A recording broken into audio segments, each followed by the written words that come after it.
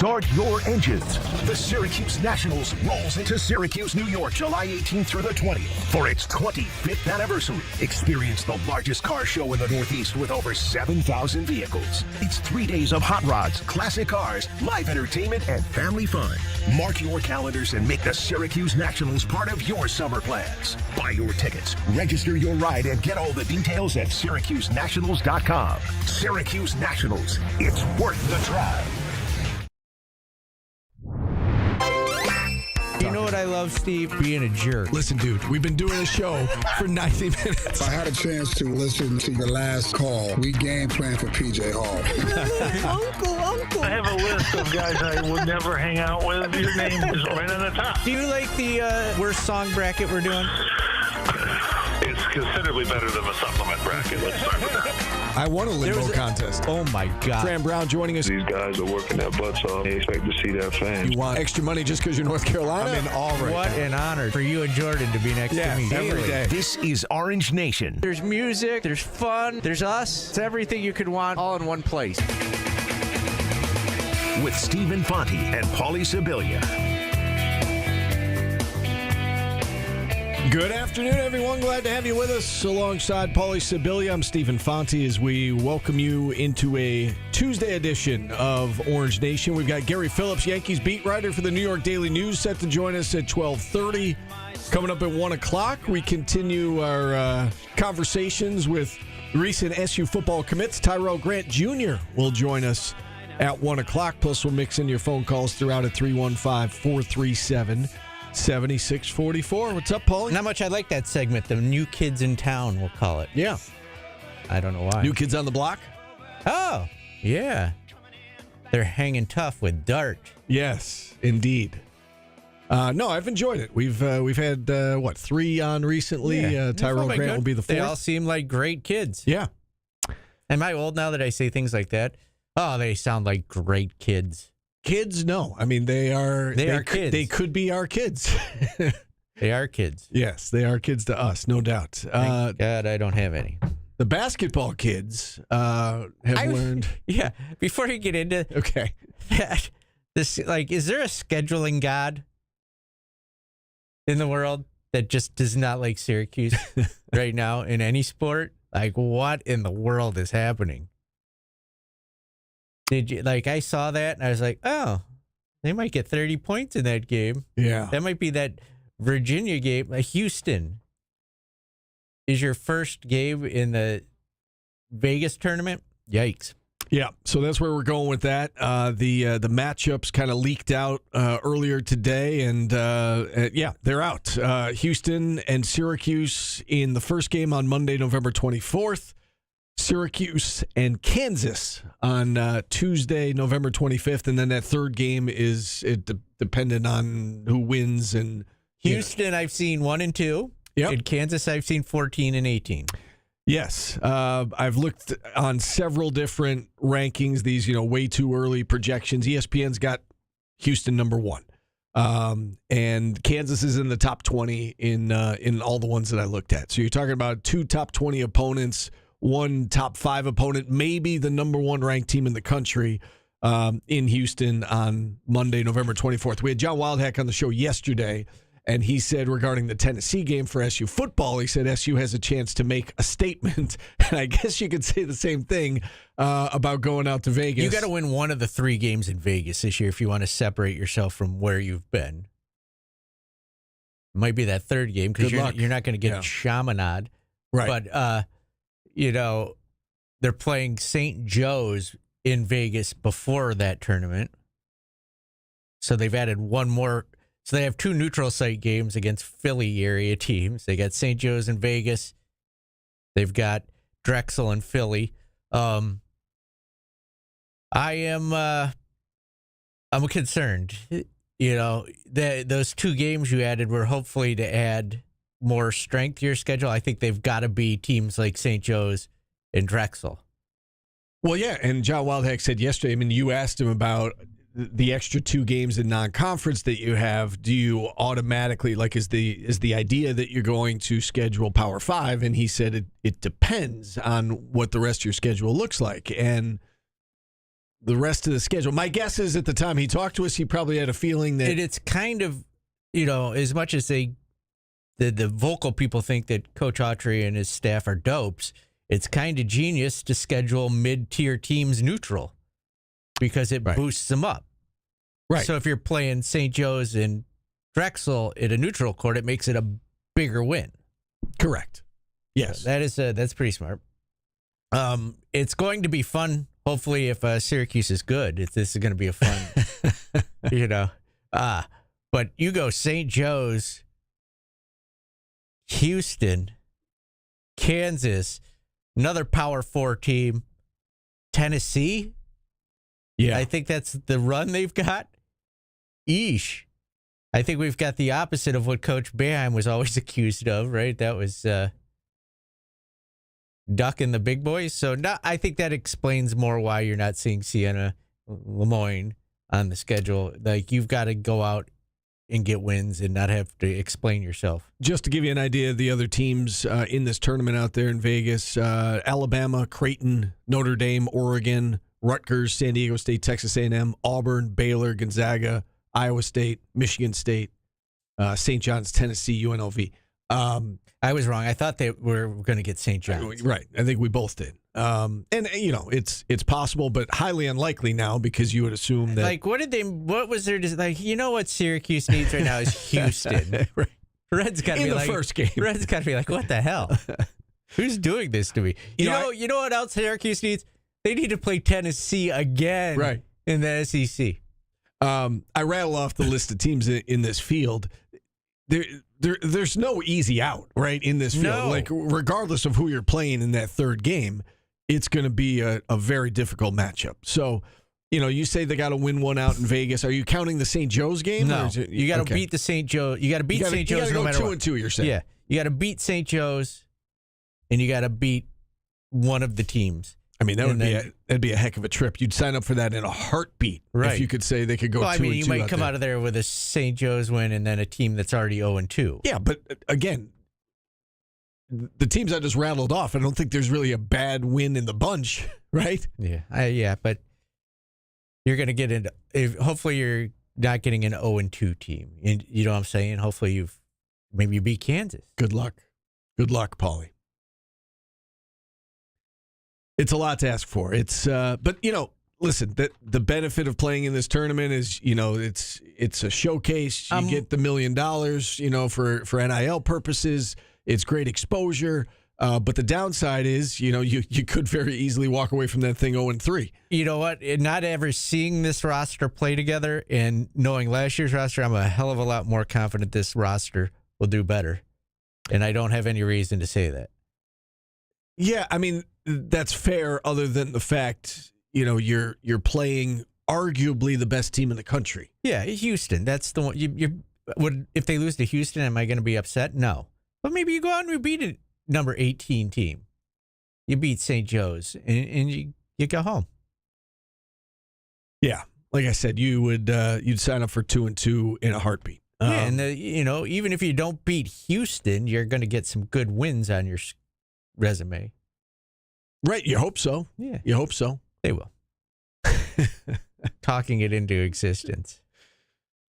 I guess so. It is a cool event, and they're talking about expanding it to 32 teams next year and, getting more and more teams involved. And it does feel like, an NCAA tournament type atmosphere in the, preseason, early season, providing this to fans in November. And then, as you said, it's an opportunity for a lot of these Power 5 programs to separate themselves in the non-conference. It's neutral site games. They're games away from the dome, and you figure, anybody they're playing is going to be, you would assume, top 75. You know what else is great 50. news is that North Carolina's now jumped into the top 25 too, and that's one of your home and home opponents. Awesome. Right, but I mean, you need it. You need to have those opportunities because you need quality wins to make it in the tournament. So they've got the opportunity. Boy, do they have the opportunities. Now, Louisville's a top 15 Are they team. capable of going out and winning them? Well, that remains to be seen. You got Louisville on the road, North Carolina on the road. Nice. Duke on the road. Yeesh. Yeesh. No West Coast trip, though, right? Yeah, No, that's you're great. You're not going out to California. Yeah. I don't know. I don't know how you schedule the rest of the schedule. Got to put some wins on there. Yeah, and I don't know if it's too late, but the exhibition games need to be against Tough good teams. Yeah, you can't do that. You can't do the D3 thing, D2, whatever the hell they are. D2 normally, yeah. Yeah, you can't do that. Go out. I don't care if it's behind closed doors and you're losing gate money. You can't. You can't afford to not be ready for this schedule. It's daunting. No doubt. And again, we knew it was going to be tough. Like, whatever the combination was out there, I'm sure we would have looked at it and said, man, like if it was, Auburn and Baylor, we probably would be saying much the same thing. Yeah, but you got Houston. I know. Even if Houston didn't have any of its players back and they weren't right, you'd be like, Houston is going to lock you down. Yeah, Houston is Houston. But they do have a bunch of players back, and they're considered by many to be among the favorites going into next year to win the title. 3 guys back. Yeah, including the Defensive Player of the Year in that conference. And they've got 2 5-star freshmen. Yeah. Kansas has one of the best freshmen in the country. But nobody has freshmen anymore, I was told. I was told that by our chat, that nobody plays freshmen anymore. You were told that by Rick Pitino. And then the chat picked it up. Yes. Put it on me. Yes. Yes. I was just informed that freshmen do not play. Is Paulie going to Vegas? Yes, I am. I plan on going to that. If I'm allowed. That'd be a good week vacation, working, spending time with the family over Thanksgiving. Families out there. We got to figure that out. I might even fly. We got to figure that out because, I wonder if I may be making the trip as well. So we could potentially do some shows out there. I might just pop a couple Xannies and jump on a plane. Really? Yeah, I need to. Really? Mm-hmm. This is breaking news. Yeah, it's been 20 years. My dad's 95, going to be 96. I should probably take every opportunity I get to hang out with him. Well, you were talking about driving out there. Yeah, no. I'm also 53, so if I die, I had a good run. At 53? Yeah. Hopefully you've got many more years left, Paulie. Don't talk like that. That was a good run. Don't talk like that. I know, but it's like, I was like talking. I like to think we're just halfway home. Yeah, I know, but I was talking about this with Brian. Like, I'm at an age, like, why should I be scared of flying when I'm at an age where people, like, just drop? I've hit that age. Right? Unfortunately. Yeah. We both have. Yeah. So I'll just drop out of the sky. You won't, though. It's a safe way to travel. Mm-hmm. Very safe. Yeah, that's I don't know, man. It's going to be, I would go just to see that tournament. Yeah. Like, that's wild. You're getting matchups like you don't get that good of matchups in. It's like going to the Sweet 16 all in one place. Yeah. But even then, it's better than the Sweet 16 because you're not getting maybe somebody sneaking in. Right, no Cinderellas. Yeah, you don't get everybody's legit out there. Indiana State rolling in. Yeah. You're getting everybody. No, it's a great concept. It sounds like a great event, and it's great that Syracuse is a part of it. And you hope that they can go out there and improve their resume. It's not going to be easy, obviously. 315-437-7644 is the number if you'd like to get involved in the show.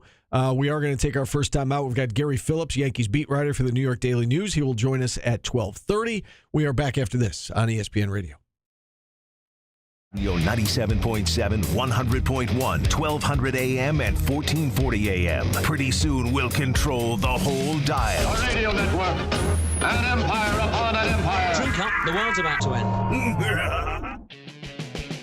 Come see why it's gotta be Nye. Hello, Central New York. Dan Schertz here from the Nye Automotive Group with an important message to all the listeners out there. The rain has finally stopped, so I'm inviting everyone to come out and see our beautiful facilities in Oneida and Rome. With all the vehicle makes and models in one convenient location, it makes shopping easy and affordable. We have Ford, Toyota, Chevy, Buick, GMC, Volkswagen, Chrysler, Dodge, Jeep, and Ram. I mean, we pretty much have it all to fit just about anyone's budget. New and pre-owned, we've got you covered. Look, other dealers can put crazy low payments in their ads and bury all the fine print that most buyers don't qualify. You see a low payment payment, and then you get to the dealer and they say, oh, well, you don't qualify for that, but we can give you this instead. Don't fall for all the bait. Just come to a dealer you can trust, and before you come out, check us out online at Nioto.com. We have an amazing internet team that will answer all your questions and assist you before you take the short drive out. Kelsey McKee. I was reading my text messages. Why is it bad that the Wild Hack interview isn't today?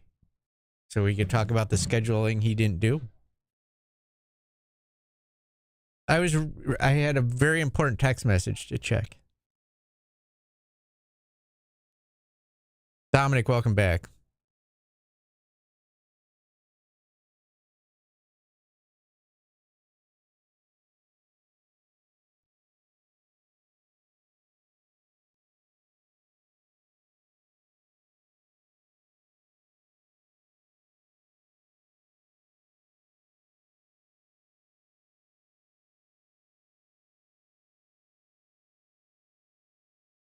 Would you rather have them home playing Siena or on the road playing Houston?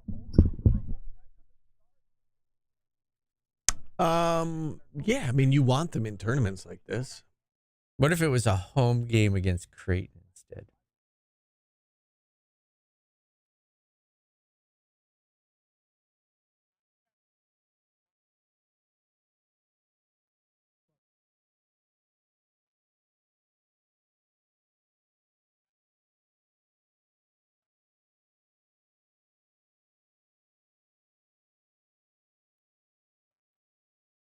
You want Syracuse to be in events like this, but you also want them to be able to win games in events like this. Yeah, like, what did they do? Like, who thought? Did they just throw darts and whatever hit? Oh. Maybe they seeded them. That's not a good sign. You did like 1 against 18 or whatever it is. It's 18 teams out there. That means Syracuse is Notre Dame would be worse than Syracuse. Probably. You would hope.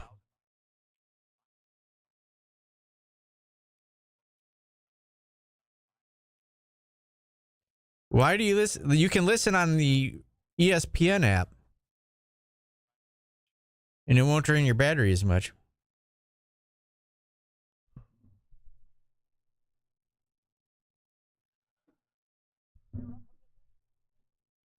Go to ESPN, the ESPN main app, listen live, and then go down to the Syracuse, click on that. It'll just play the audio, won't drain your battery as much. You're welcome.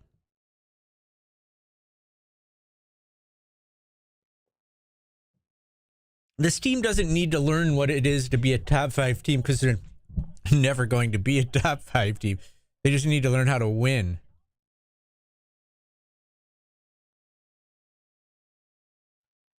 Oh, good point. Good point. How entertaining we are during the commercials when you shut up. And how beautiful my face is. I was watching a video. A guy crashed his car into a fireworks shop, and it was just chaos. I don't know how old the video is. Didn't that happen in Naked Gun? I don't remember. Why am I drawing a blank?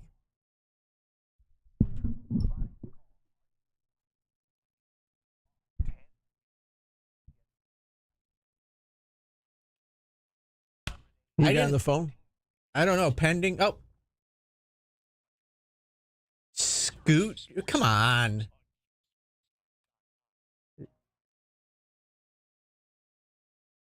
What is happening?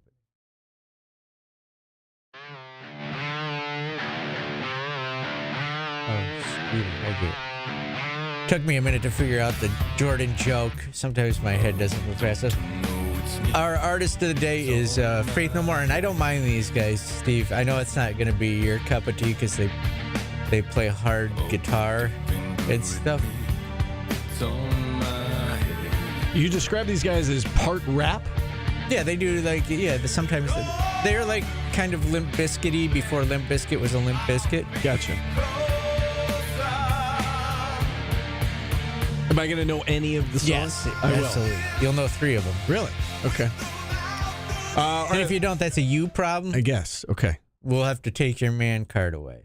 Let's go to Scooter in Jamesville. Scooter, what's up? Hey, how'd it go last night, Paulie? Did you get something to sit on your blanket with you? Oh no, that's Wednesday. It's Wednesday. It's coming up. Okay. I was thinking about you yesterday, Scooter. I was driving by I was driving by Johnson Park, and there was a concert. Going? I don't know. There was a concert going on, and I saw this sea of old people, and I was like, "What are you talking about? It was 102. I was like, 102.5. I was like, is Scooter amongst those blue hairs? Could be. I tell you, I was going to tell you guys up here. There's a great place right on the line of the lake called Chaplin Park. They got a four concert series every Monday at 6 o'clock. You can bring your dog and run. They got Lon Behringer, Joe Whiting, Fritz Polka Band, and the Fab Cats starting next Monday. But it's a great setting right on the night of the lake. Wind's blowing there, nice sunset. And you can have your dog and listen to some good music too. All right, what do you got for us? Do you like the schedule? Well, you're going to know. First of all, the Bayheim's Army's playing the Herkimer Originals. Originals. Yeah. Alice Cooper actually owns that team, so there's a tidbit right there for you.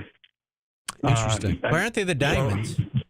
There's a Diamonds. I know they have an ABA team that he owns in Herkimer. I don't know if that's them or the Herkimer Originals. It goes back to. They believe that Herkimer was actually the original. We had that interview. It was the original birthplace of basketball. Right. So I know Alice Cooper owns whatever that team that plays in the ABA there, so I don't know if that has anything what's going on there. But you're going to know, this reminds me so much of Club Atlantis. When we won it on the Battle of Atlantis in November when we made the tournament, this has the same feeling that you go down there and somehow win games there, you're going to be off the bubble. If not, then it's going to be bubble time for probably most of the year until we beat somebody like Carolina or Duke. So, I mean, right off the bat, it just feels like the same feeling. Yeah. Yes. Agreed. We've said that 2 out of the last 3 years. That Maui tournament was bonkers that they were in. Right? Remember, Maui. I do remember, yeah. And again, the thing with that tournament, they actually played pretty well out there. And the final scores were not indicative, I think, of how well they played. And they were right there. They just, they lost both games. They ended up losing both games by double digits. And, again, I'll go back to last year with the losses to Texas and Texas Tech. They were close games that got away.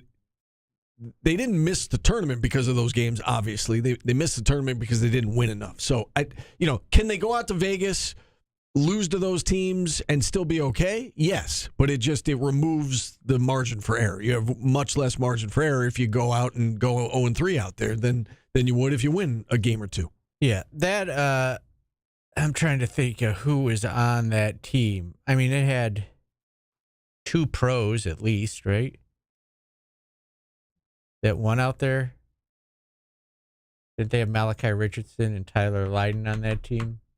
Oh, yeah. Michael Benajay got drafted. I thought you were talking about 2 years ago. No. I was lost there for a second. No, I'm trying to think of that Battle for Atlantis team was pretty good.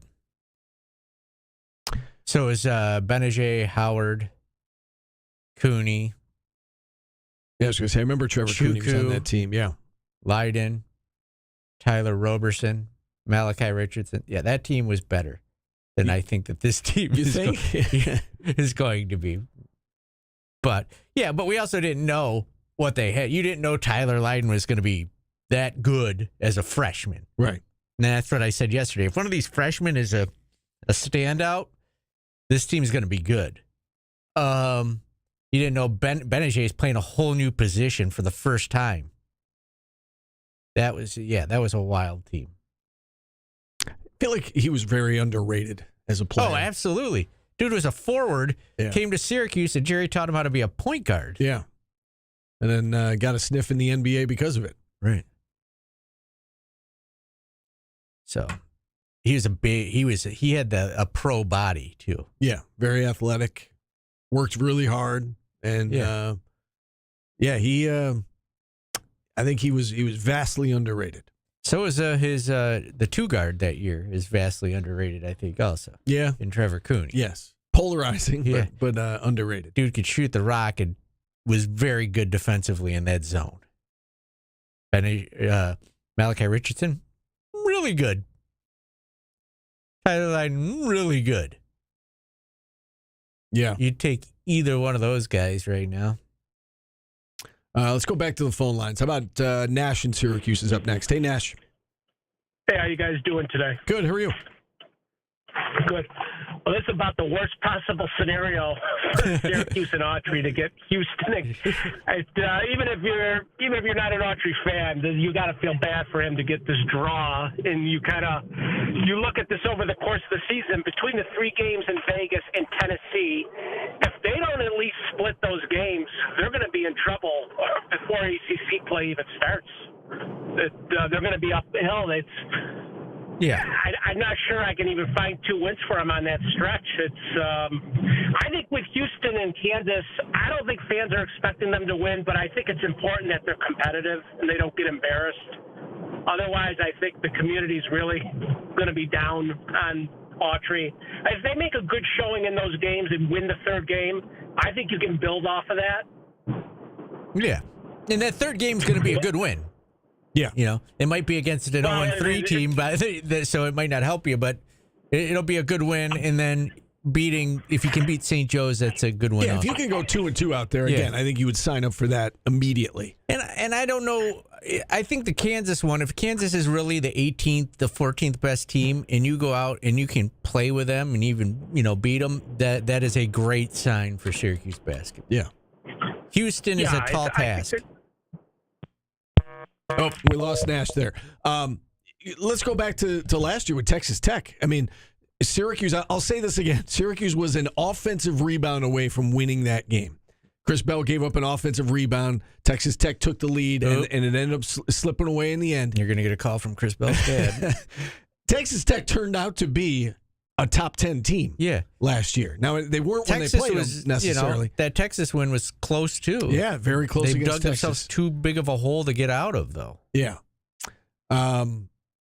So, again, they were competitive last year. It didn't translate. And they were healthy. That's what they were healthy, right? That is the difference. Yep, because you're right. The injury to JJ was right after that, the end of November, going into the Tennessee game in early December. And, they played 1 game with JJ and Donnie on the floor at the same time the rest of the way, the Florida State game. So it is what it is. But, yeah, I mean, can they be competitive? I'm speaking to your point about can they be competitive against Kansas. Yeah, I think we saw last year a team that wasn't as good was competitive with Texas and Texas Tech. And I bring up Texas Tech in particular because Texas Tech turned out to be a top 10 team. So is it possible that Syracuse can go out and be competitive with a better squad? You would think. Absolutely. Nightmare scenario is you lose that St. Joseph's game. That's my one thing against scheduling, that you could start a spiral of losses if you don't win that one. Yeah. And that ain't going to make the fans. And that's the other thing about Houston and Kansas. And, to Nash's point, they're calling in is that it shrinks your margin for error around those games, because as he said, nobody expects you to beat Houston or Kansas, but you better darn well beat Drexel on a neutral site. You better darn well beat St. Joe's on a neutral site. You probably got to get that 3rd game in Vegas or the Tennessee game. I don't know that you can go 0-4 in those games. You got to get a road win or a neutral site win against a good team. Yeah, that's what I'm saying. So it shrinks the margin for error, the fact that you've got Houston and Kansas in that tournament, but you've also got the opportunities. And if you're able to win those games or a game, or, out there in Vegas, one of those 2 against Kansas or Houston, now maybe you're ahead of the game. Mm-hmm. So if they had gotten it goes both ways. Iowa State and Kansas, I'd be a little more comfortable. Iowa State's good. High in a lot of those rankings too. They're good too, but I'm just saying it's not Houston. Yeah, right. I mean, you're arguably playing, they might be the best team in the country. And it's preparing for Houston is a nightmare. Remember how good Syracuse was offensively when they played Houston in the tournament? They couldn't score against them. Yeah. Hey.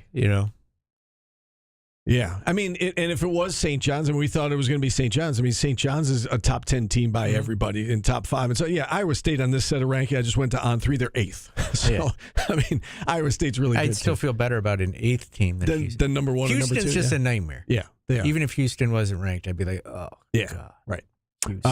Let's hit a timeout here, Paulie. We've got Gary Phillips set to join us on the other side, Yankees beat writer for the New York Daily News, talking baseball after this on ESPN Radio.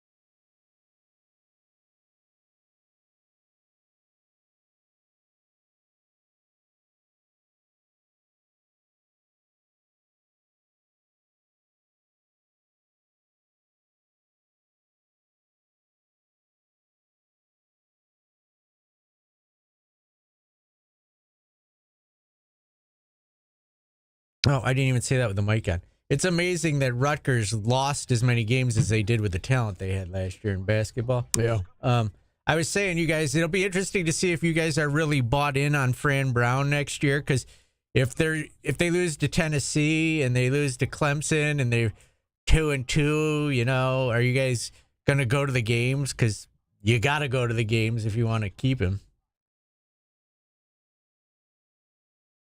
Or are you just blustering that, oh, we love Fran Brown, but we're not going to go to the games unless he wins?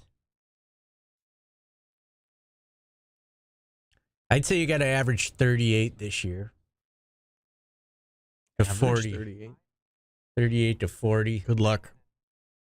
It doesn't matter if the home slate's awful. If you support Fran Brown, you got to go to the game. Do you really think they're going to average between 38 and 40? They need to. But do you think they will? No, because the fan base is freaking trash. Thank you. But we love Fran Brown. We just won't support him.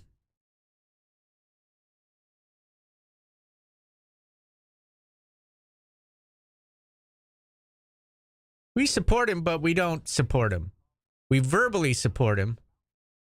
It's virtue signaling. Ask Doug Marone how he feels about the fan base here. Yeah, at South Bend isn't going to help Syracuse, though. Come say hi to me. I'll be there. You're trash.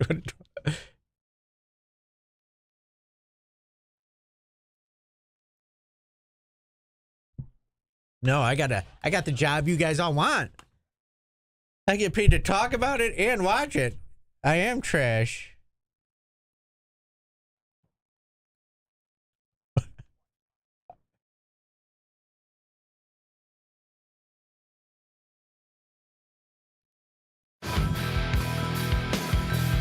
Welcome back to Orange Nation. Our artist of the day, Faith No More, as we dig deep into our artist of the day, because Steve didn't want so many repeats. Last Cup of Sorrow, this one's called, Steve.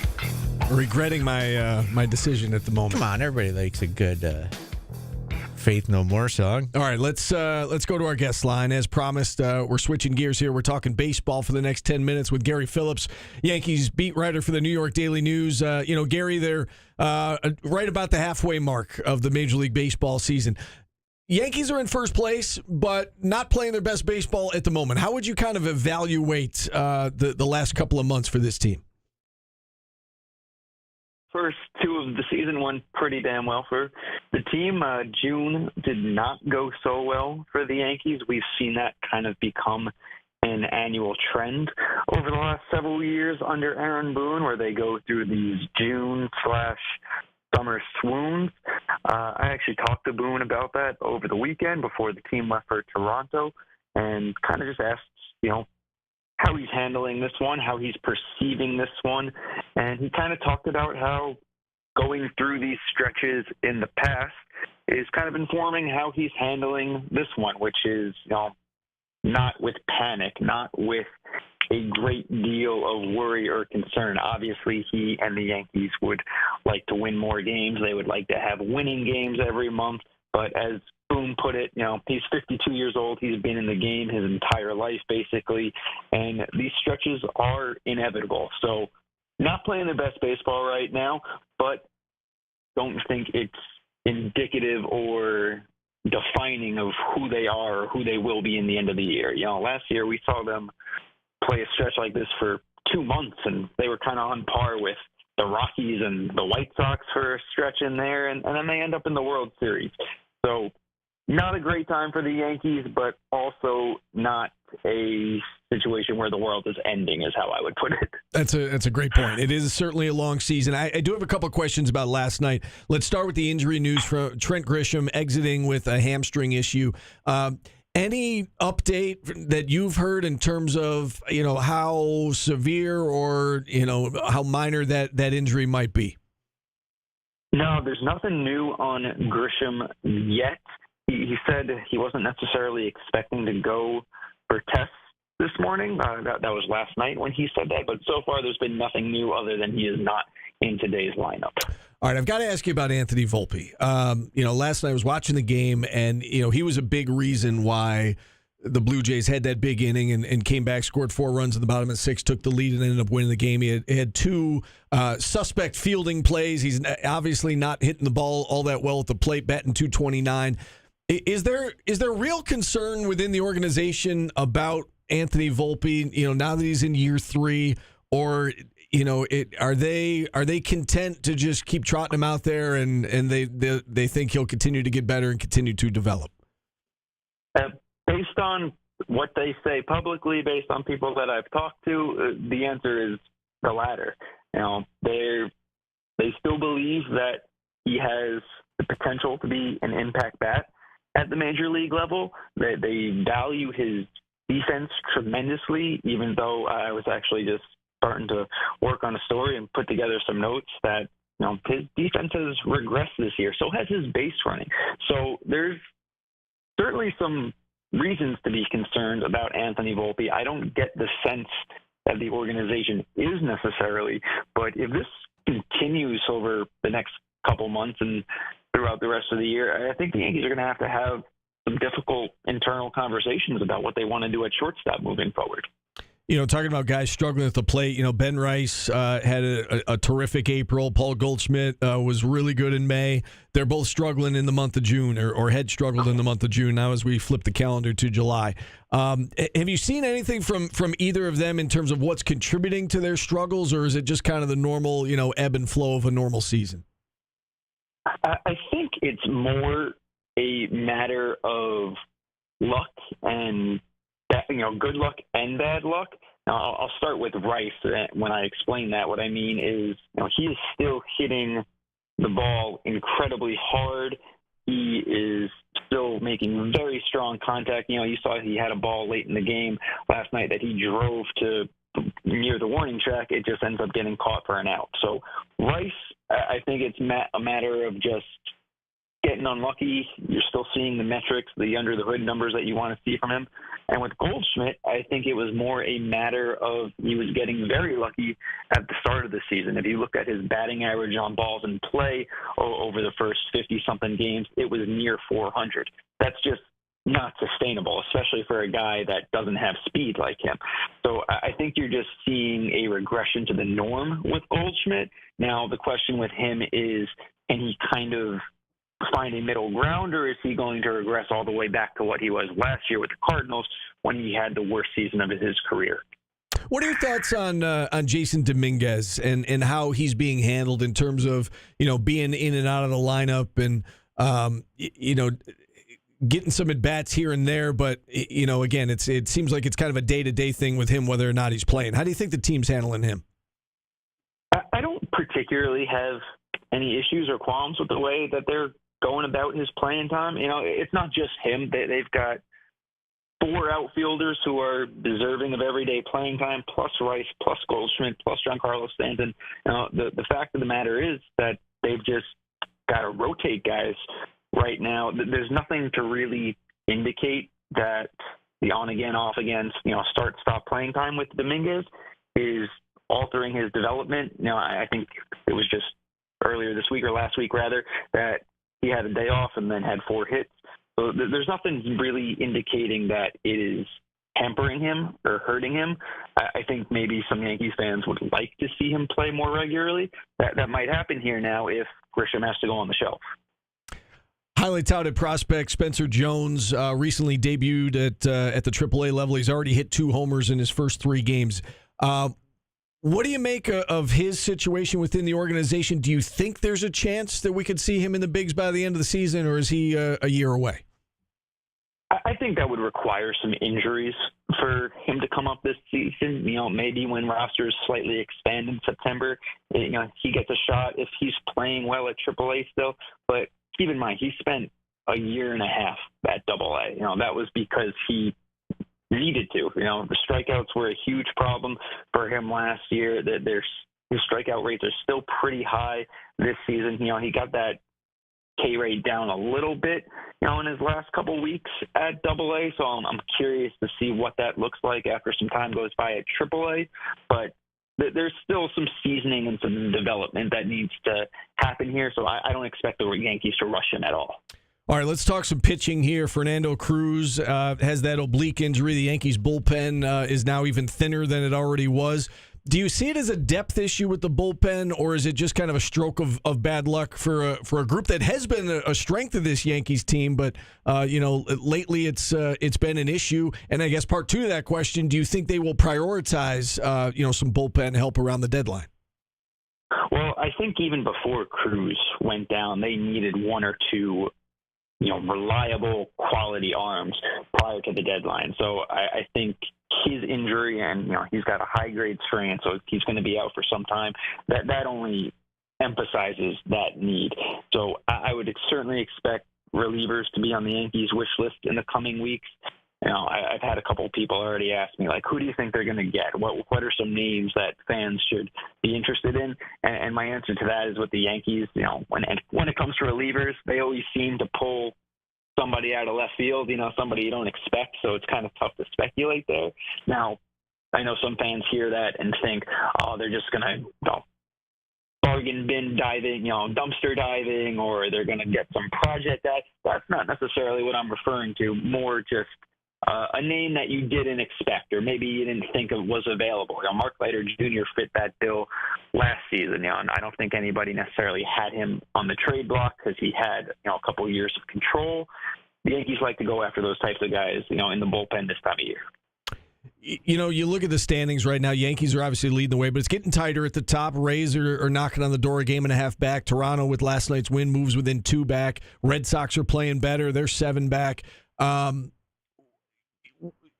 kind of, if you could, can you handicap this division as you see, going into the second half of the year? How do you think ultimately it shakes out with the 5 teams? I still think the Yankees are the most talented team in this division, and by a pretty decent margin. I know they haven't looked or played that way lately, but I've gotten a chance now to see each team. I'm not particularly, if I were a Yankee fan, I wouldn't be particularly scared by the rest of the division. I know the Red Sox just beat the crap out of them last month, but I think that probably has more to do with the Yankees getting a rough patch than it does the Red Sox being some sort of serious threat. Toronto's got a interesting lineup that puts the ball in play. They've got some starting pitching, and then Tampa always figures out a way to hang around and be competitive, and they're doing that again this year. But I think the Yankees are the more talented team now. They need to start acting like it when they're playing their division rivals. They're now 10-13 this season against the AL East after last night's loss to Toronto. So that's definitely a trend that needs to get corrected. Otherwise, these teams are going to keep hanging around and keep being right on their heels. And they've got their best pitcher on the mound today. I guess we'll wrap things up there. Are you expecting a bounce back performance by the Yankees? Get back in the win column with Max Fried on the mound?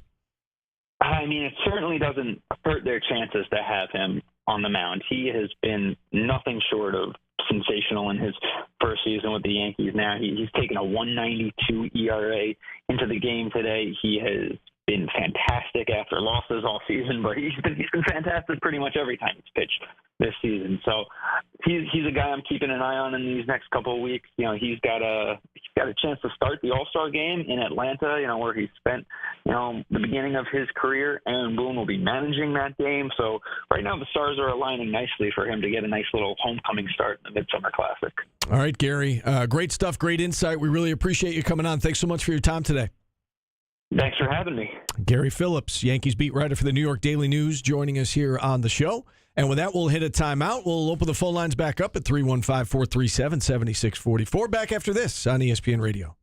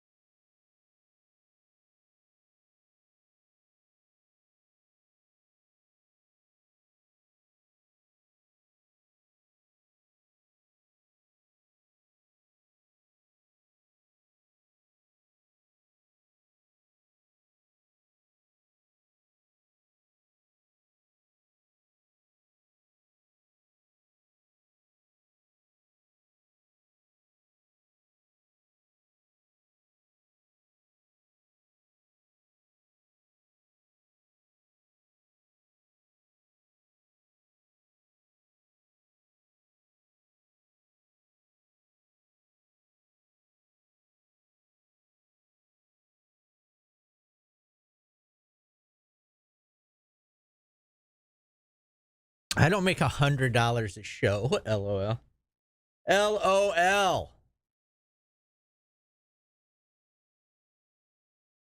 I actually make a salary, believe it or not. I'm not paid like a part-timer.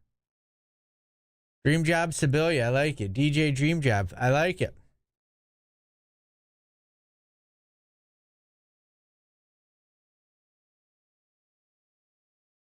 I work 2 full-time jobs. That's not fun.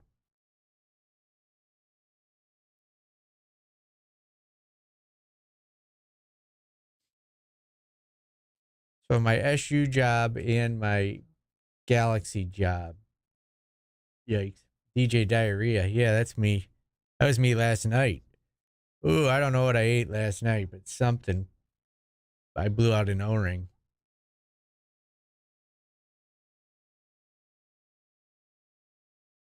Jimmy Swaggart's still alive?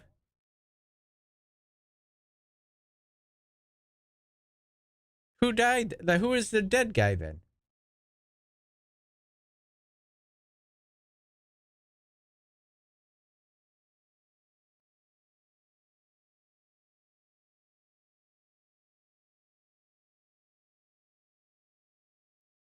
Like,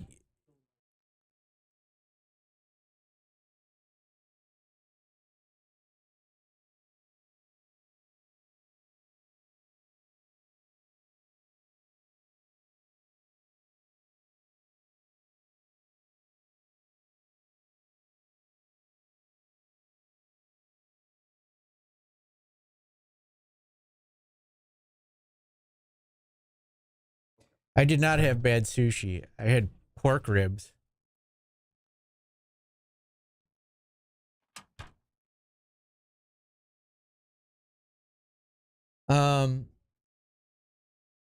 I started in radio like washing trucks, so like I don't care what I make. I love this job.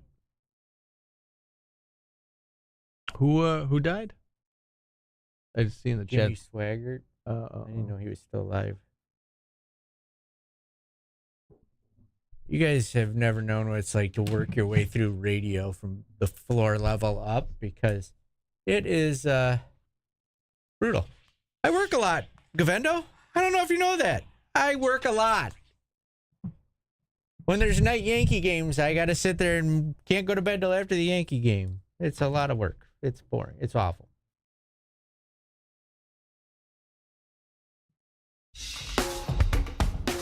Welcome back to Orange Nation. Midlife crisis, Steve. Have you had a midlife crisis? Did you do anything that, did you buy yourself a sports car or anything like that? I never did anything like that either. No. I'm past midlife. I'm on the back nine.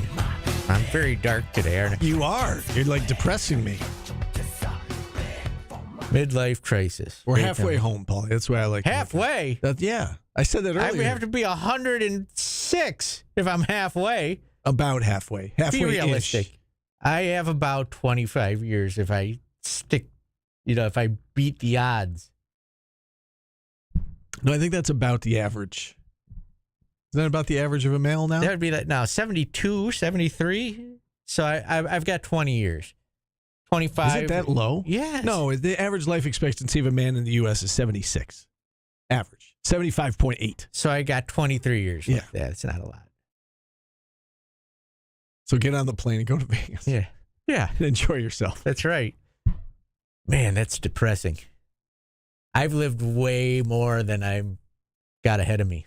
Life expectancy for women in the U.S. 79. 81.1. What a miserable existence. That would be awful. 80. That's what my mom lived to, 81.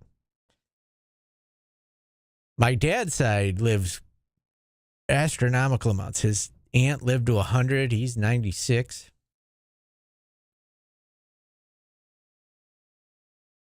Yeah, I'm in the back nine. Put it in perspective for you. You just made the turn. You just made the turn. No, I didn't, Steve. I don't. Stop depressing me. I'm not trying to depress you. It's a fact of life. I know. I've only got like 20 left. So let's enjoy them. Why don't you come watch Wicked with me on a blanket tomorrow? Is that a bucket list at item? The Moonlight movies. Yeah, we only get a few more Moonlight movies in our life to lay on a blanket and watch together. Wicked is tomorrow, brought to you by Woodford Brothers. The overall Moonlight movie series is brought to you by Well Now Urgent Care, whereas I will probably be visiting Well Now's a lot in the next 20 years. Stop. Presented by Bill Rapp of Syracuse and Chick-fil-A. And they'll tell me to take it easy on the Chick-fil-A at Well Now because you're getting a little old. So it's at the Lakeview Amphitheater. It's free. You know what old people like? Free stuff. You can have treats, Skippy's ice cream. I'm never too old for Skippy's. And Chick-fil-A. Bring your blankets. See? I'm just looking up the temperature food and drinks. tomorrow. And okay, it's going to be beautiful. It's going to be beautiful. It's going to be beautiful, no matter what the 81 temperature is. high, 65 the low. That's perfect. Yeah, I don't care what it says. It's going to be Just a beautiful cool for the night, Moonlight movie. Paulie. It'll be beautiful for the Nationals also. A cool night on a blanket. Sounds great.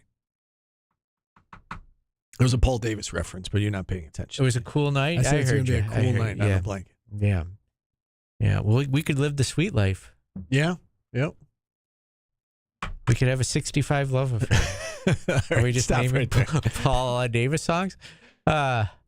So, yeah, that's all going on. And that's life, man. That is life. All the guys like, Dave Parker passed away this past weekend, and I was like, I watched that dude play, like, yeah, all the guys I liked growing up. That's a part of life now. You go to more funerals and weddings. It all happens. Am I getting deep on your end? You are. You're depressing me. It's not You're going to send me into a midlife crisis. Good. Let's get you a sports car. Let's have the midlife crisis. I didn't. Let's get you a sports car. We're going to the Nationals. And We can find my dream car. Yes, and a pool. I don't need a pool. I don't want a pool. Do something fun. There are a lot to take care of. Maybe we go to Vegas and have our midlife crisis together. We catch up. I break you out of your shell for 1 week in Vegas. That sounds dangerous. All right. Michael Antonio's got a very bright side of your average life. He's got a point. That includes people who are very unhealthy. That is true. That is true. And who knows, in 10 years, you may never die with science's advancements. I don't think it's going to be 10 years. I don't think it's going to be in our lifetime. They put a robot in your head. Robot up your nose or whatever you said the other day. All right, let's take a time out. Yes, let's do that. We've got a show to live through. We've gotten through hour number 1. We'll kick off hour number 2 next. We've got Tyrell Grant Jr., recent verbal commit to Fran Brown and the SU football program. We'll talk with him next. You're listening to Orange Nation on ESPN Radio.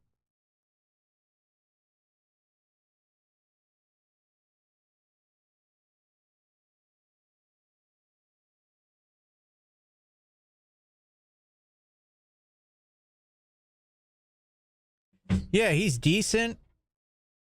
He's decent. I mean, Sixers probably should get a center that is above decent and very good. So when Embiid gets hurt, they have a center that's very good.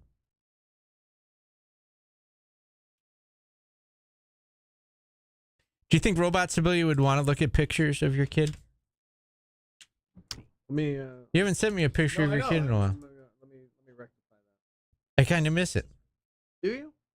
That's nice of you to say. Yeah, I haven't had anything to dislike on my feed. Let me find a good one. I haven't sent a good thumbs down emoji in a while.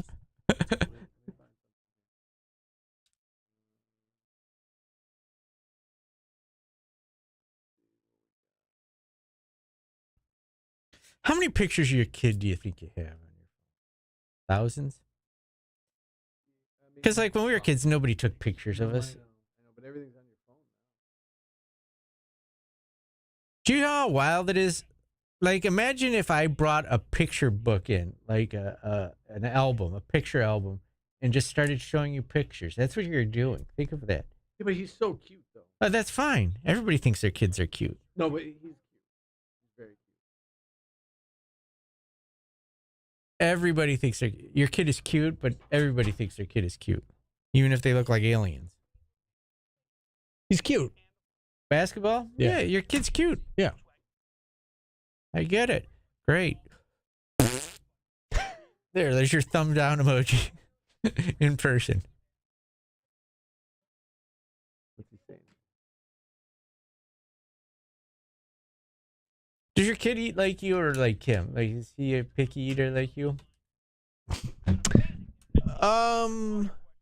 He likes a lot of the same things I do. Does he like mayonnaise? Pasta. I saw something breads. gross the other day and I wanted to text you. So is mayonnaise a texture thing? Yeah. So they sell mayonnaise like sliced cheese now, so it's like a gelatinous slice of mayo. and you lay it on the sandwich like cheese. He does like chicken parm with sauce, LA Orange. I like chicken parm with sauce. I just can't really eat it. So it's like Duke's health mayo issues. in slice form, and you just slap it down That's and then gross. slap cheese down on top of it. Yeah.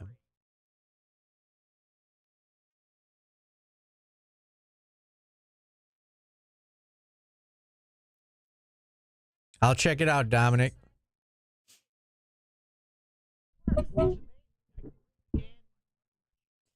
If you have a BLT, you don't put mayo on it? No. It's got to be the driest thing ever. I don't miss it. It's like eating sand. I mean, I eat cereal without milk, so. Dude, that rips the hell out of your mouth. Rips your mouth? Like, what does that mean? Eating cereal without milk tears the roof of your mouth. No. Yeah, it does. No. Ask AI right now. Does eating dry cereal... I spelled cereal wrong. Cut your mouth. Does it cut your mouth? Yeah, it tears up the roof of your mouth. Yes, eating certain dry cereals can irritate or cut the inside of your mouth. Yeah, it's like eating tacks. Who does that? What went wrong? Like, the only people who eat dry cereal are babies at church out of a bag, a Ziploc bag. And they gum on them and they just soften it up.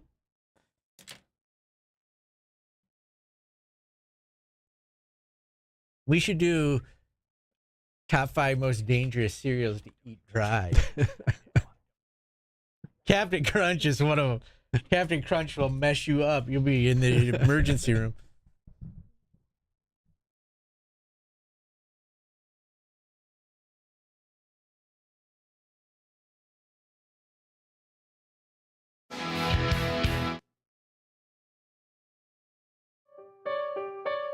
Welcome back to Orange Nation.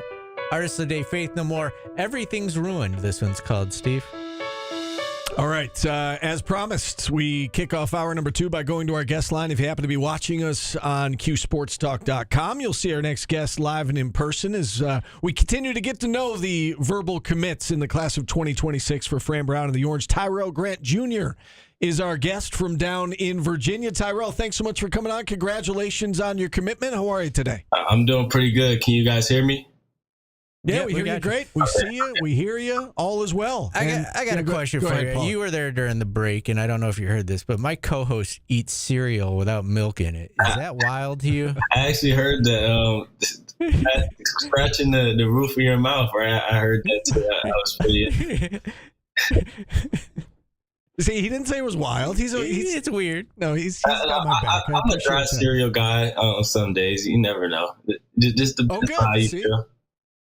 You guys both live dangerously.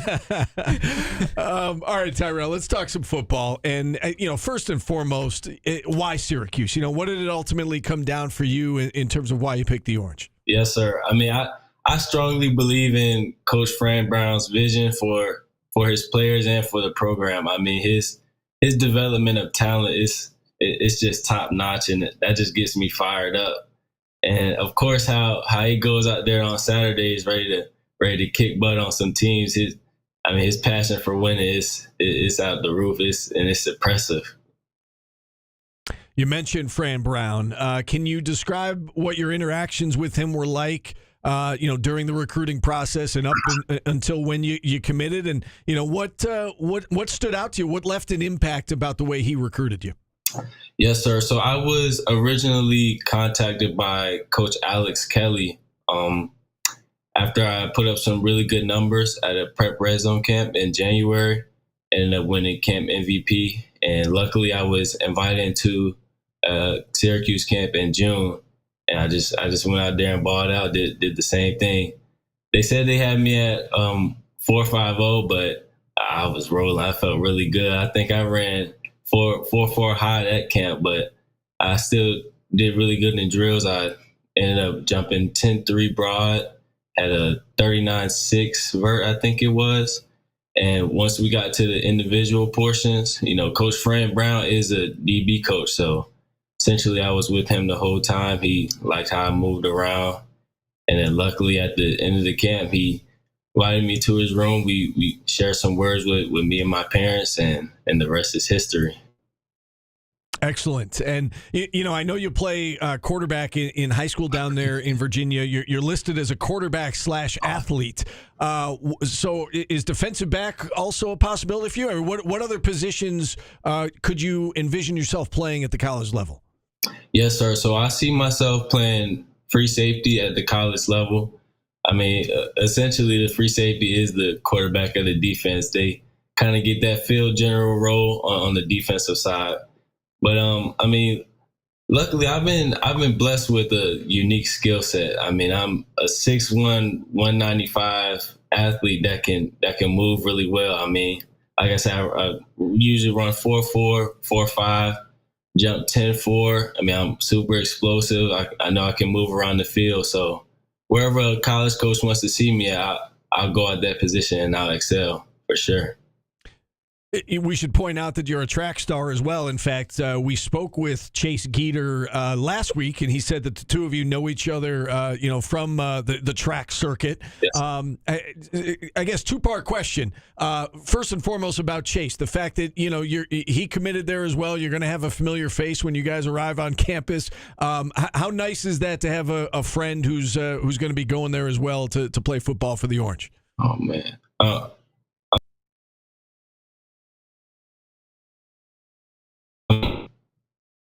Can you repeat that? I just got a little lag there. I'm sorry. Okay, yeah, we lost you there for a second as well. We were talking about Chase Geeter. We spoke with him last week. He mentioned that the two of you know each other. And I said, just how nice will it be to have a familiar face, in the same, shoes as you when you arrive on campus next year? Yes, sir. It'll be awesome. Me and Chase, we used to compete in AAU track. So we're usually used to headbutting each other, going after it. But it'll be great to see two kids from Virginia going to a Power 4 school. I mean, I know we'll be there, lift each other up. We'll still be competing for each other, just making each other better overall on and off the field. So, I mean, that'll be awesome to definitely have a familiar face when I arrive on campus. You talk about making each other better. How has track made you a better football player? I would assume that it has in some capacity. How so? Yes, sir. So it keeps me active, especially in the off season. I mean, I get to step on the track. I get some good conditioning while also maintaining my speed. So when the season comes around, I feel fresh. My body feels good. I feel a little twitcher in my cuts and my jukes. And when I want to get out the pocket and make something happen, I mean, at track speed, it's just something different. So just keeping me active, and then of course just keeping my cleat speed up when the film tape cuts on. You've been very vocal on social media about wanting to win a state title in your senior year. How'd your junior season go? How's your senior season looking in terms of what you guys have coming back? And I guess individually, Tyrell, what are you trying to work on during this last year before you come here to Syracuse? Yes, sir. So, I mean, unfortunately, my junior season was cut a little short on a collarbone injury, but I'm coming back. I'm feeling really good this year. I stepped away from outdoor track to kind of focus on my team. Really, I mean, it's my senior year, so I want to really experience everything with my guys and just go out there just leave with a bang. Like you said, go win that state title. I mean. But we've been talking about it ever since we've been in 8th grade. So this one will be huge. And the biggest thing I'm looking forward to is taking everything in, because I only have, but so long until I arrive on campus. So just want to take everything in with my team, with my coaches, my family, and just go out and go get it. We've had a handful of verbal commits join our show in the last couple of weeks, and we're trying to get to know you guys a little bit off the field as well. So, we heard about Tyrell Grant Jr., the football player. When you're away from football, when you're away from competition, what do you like to do? Tell us a little bit about yourself, maybe some hobbies, and as we try to get to know you here a little bit. Yes, sir. So I really like to just spend some time with my family. I mean, but like I said, I only have but so long until I arrive on campus. So I like to be around my family as much as I can. Like to go out, we'll stay in the house, watch a movie, make some brownies, make some cookies. I mean, so just really spending time with them these last couple months I have. I have a little brother, Tristan, he's 7 years old. And then my little sister, Shamaria, she's 2. Turning 3 in a couple months. So, I mean, just really being there for them, leading by example, and just doing the right things, really. That's awesome, Tyrell. It sounds like you have your priorities straight. It's been a pleasure chatting with you today. Thanks so much for coming on. Best of luck as you, first and foremost, enjoy your summer. Yes, Best sir. of luck, though, with your senior year, and then we look forward to seeing you on campus here next year. Yes, sir. Thank you. And dry cereal is not a bad option. Dry cereal is not a bad option. It's not a great one. I love it. Tyrell, you're my new favorite player, Tyrell. Thanks for saying that. That's not a good option. Tyrell Grant Jr. joining us here on the show. He was dangerous. a good sport. You're living dangerously. I don't see it like that. I legitimately was eating Cocoa Puffs. Is that what they're called? Out of the box the That's other a thing. day. Just yeah. popping them, and I tore up my mouth. And I don't Tore up your mouth. I can see it with like cornflakes because they've got some sharp edges, but most cereals. Captain Crunch is by far the most dangerous. Probably. You probably don't eat sugar cereals, though. You probably eat Kicks. Cheerios I like. You put sugar on them? No, I eat the Honey Nut Cheerios dry. Oh, Honey Nut? Yeah, that's my go-to. Yeah, you're a child. That's what babies eat. I'm a simple person, Paulie. Do you bring them to church in a bag? I do not. To keep yourself occupied? That's funny. All right. He seems like, we keep saying this. He seems like they a really all good seem kid. like super good, polite kids, way better than I was at that age. Yeah, well done, Tyrell. I would have been like, what kind of freak eats dry cereal? All right. We'll hit a timeout here. Our interviews are done for the day, so phone lines open the rest of the way, 315-437-7644. We're back after this on ESPN Radio. That's the name of my new band, Hypersensitive Oral Mucosa. We'll be opening the K-Rockathon. Probably did not steal his mom's car, correct?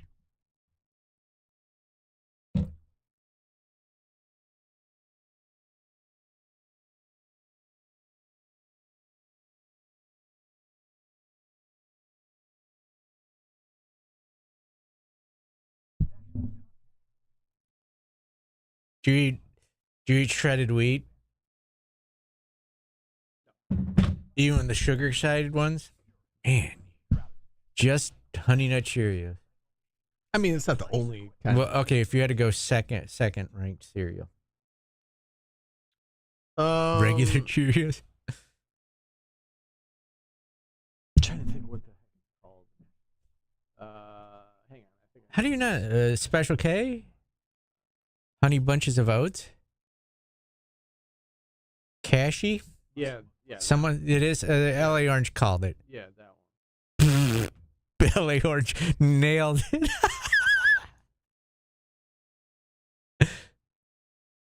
Does Kim make you eat that like LA Orange said? Granola. What about granola? You like granola? Yeah. That'll tear the hell out of you. Sometimes I put like a little granola on the Honey Nut Cheerios. Grape nuts? Just granola. Do you like grape nuts? They're okay.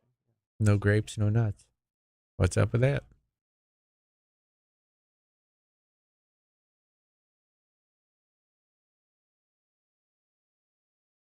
Yeah, thank you. Philly's Most Wanted. I don't normally agree with you. What do you say? He said slide it into neutral, push it down the driveway, and you aren't a man if you didn't do that once. Yeah, this is my second favorite. You can just tell me. Kashi Go Lean toasted berry crisp. Go Lean toasted berry. Sounds delicious. Sounds boring. Hey, my invitation for a $42,000 loan is available.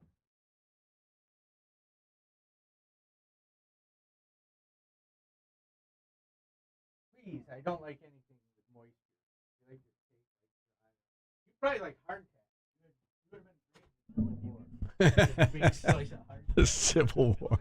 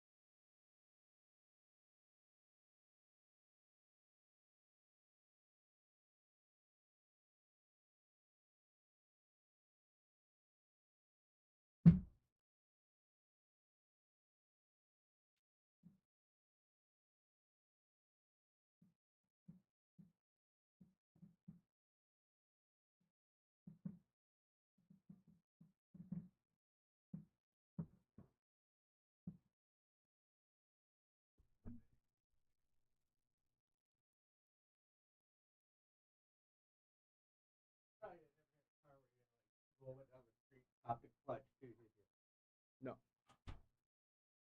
That's another manly thing that's gone, is learning how to drive a Standard. You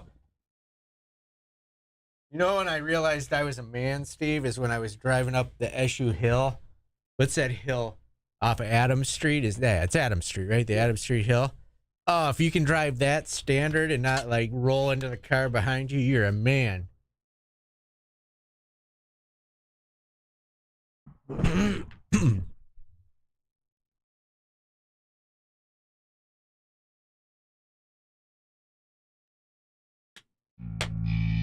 All right, let's see if I was right that you'll know 3 of their songs. Falling to Pieces. Back and forth, I sway with the wind. No. Too busy eating Cheerios. Yeah, I don't think so.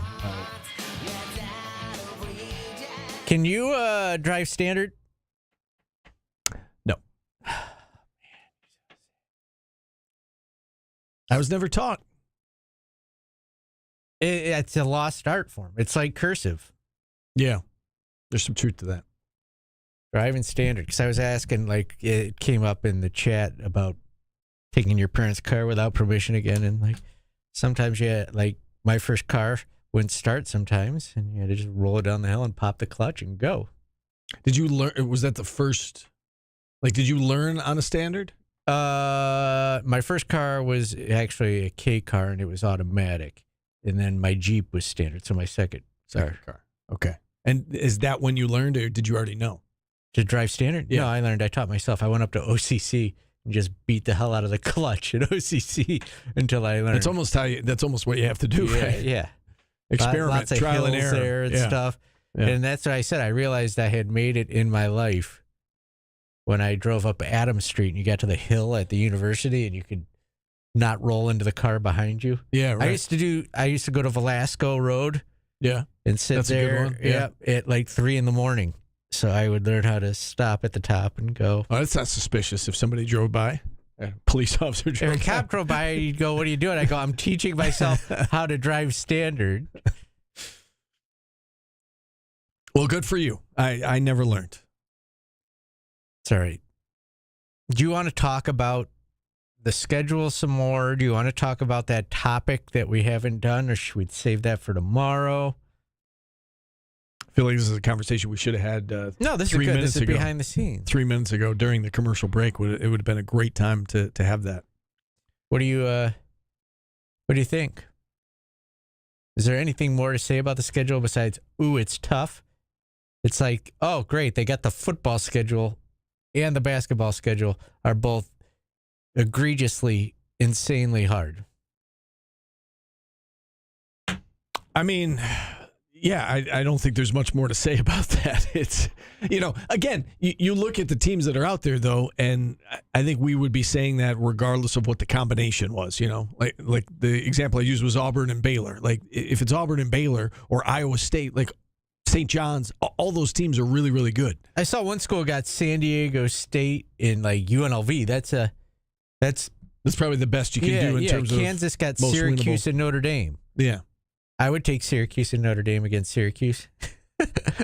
There were favorable matchups. Syracuse got it put on them. Well, Rutgers is out there. They wouldn't have gotten Notre Dame because they're in the same conference. Rutgers is out there. St. John's, but again, St. John's is a top. Arguably a top 5 team. I don't know what Syracuse did to the scheduling gods this year, but man, are they getting it. Well, hang on. Would we agree that of the 18 teams in this tournament, Syracuse is in the bottom 5? Yeah, 6? Probably. Right. So my point is, you didn't need to give them the number 1 team. You're going to play tough teams. Yeah, but is there a big difference between 1 and 4 or 1 and 6?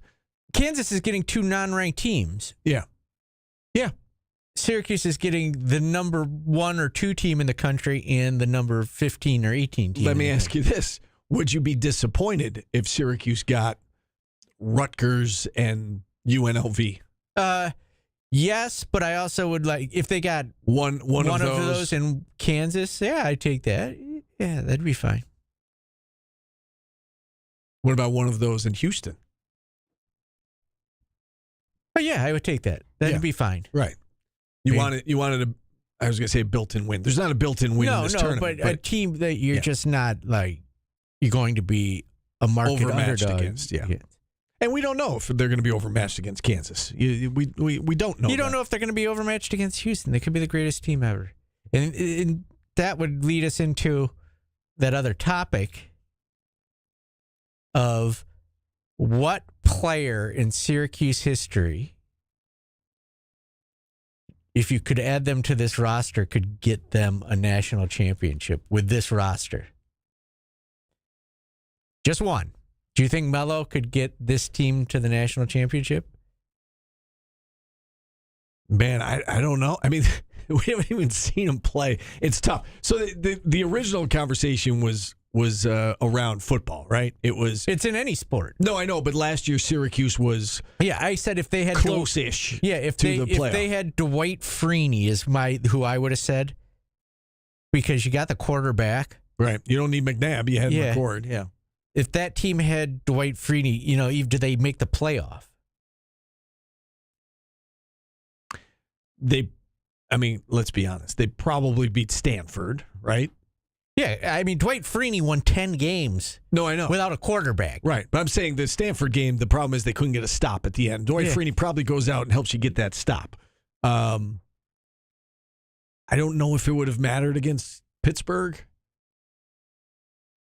This is what I'm asking. Yeah. That Pittsburgh game is hard to justify but because what if that it was just so their one lopsided. loss? Yeah, if they just had one loss. If they just had one loss, could they have won the ACC title game? Who do you think in Syracuse history would have put that team in the playoff? Yeah. Marvin Harrison? Well, I don't know if you needed him. Again, if you had Jim Brown in the backfield as your running back, or Flo Miller, Ernie Davis. Those were the two I said. Jim Brown or Dwight Freeney. And Dwight Freeney would have put that team in the playoff. Although if you had Jim Brown, you wouldn't be throwing the ball as much, and that was one of the Dwight strengths of the team. Against BC, did they win that game? Because that was that's a good point. He's probably the pick. It's probably got to be a defensive player because the offense was so good last year. All right, what player could you put on this roster of Syracuse basketball that you think could get them? We won't even go natty. I think Melo gets them to the tournament, no problem. Because then you'd have Melo, Freeman, Kyle, JJ, George, right? That would be your starting lineup. That's pretty damn good. Yeah. You know, you look back on the best players in program history, and obviously you think of Bing, you think of Melo. DC, like in this day and age, he would be. Like, I don't know that you need him, though, on this roster. Like, he'd be great, but he could be your center, though. Yeah, that is true. He could be your center. And, like, he was good back in the day, but I feel like he would really thrive in the current game of college basketball. You think Michael Jordan could get this team to the national championship? NBA Michael Jordan or North Carolina Michael Jordan? Either or. I mean, North Carolina Michael Jordan was good, but he wasn't, he wasn't what Jordan became, obviously. I guess you could say the same thing about virtually anybody, but I don't know why DC's stuck in my head as the choice. See, I looked at it was like I didn't need DC because they had Freeman, and he's going to be fine, I think. If he stays healthy. I think you put DC at the center. I put Melo at the 3. What if this team had Ronnie Cycli? Would they make the tournament?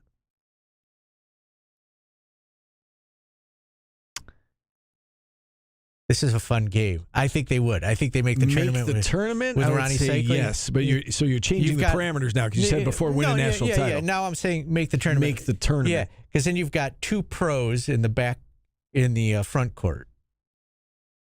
Yeah, you would have 2 pros. I think so. I think pretty much any star player that you name would make the tournament because I don't know if this team's going to make the tournament or not, but I don't think they're that far away. Like I think you add an NBA player to this roster, then I think you would feel really good about them making the tournament. Here's a fun one that